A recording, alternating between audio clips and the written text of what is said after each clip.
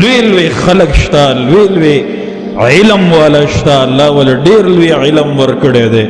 ته که د بل د مشر بې عزتي کې نو بیا د خپل مشر بې عزتۍ ته ځان تیار ساته. پښتانه وایي ته زما سپکه مور مه کنځه، زه به ستا درنه مور نه کنځم. نبي علیه السلام فرمایي تاسو داسې سړی پېژنئ چې خپلې مور ته کنځل کوي.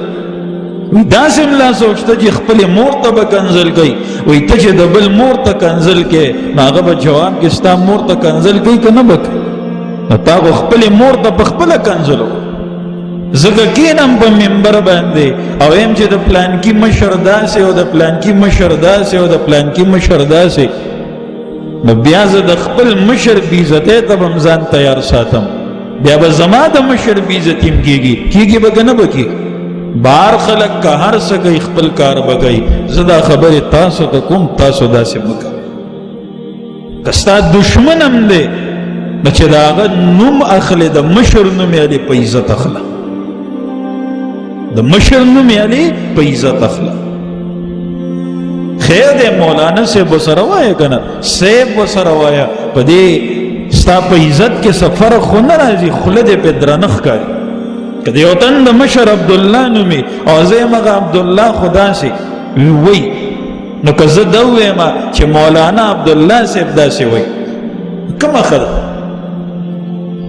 اگر چې زما دشمن دی، اگر چې زما هغه سره اختلافات به وي، خو نوم چې اخلې په څه اخله؟ په عزت اخله.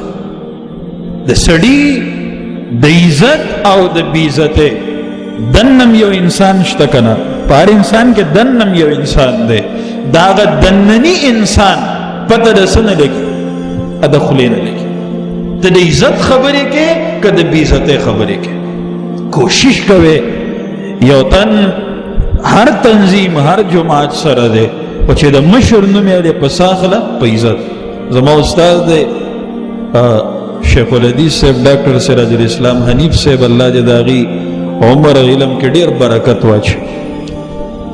نو هغه خپلو کتابونو کې د پرویزي تذکره چې کوي که نه، نو وایي پرویز صاحب نے لکھا ہے، پرویز صاحب نے لکھا ہے، صاحب ورسره لیکي. ولې؟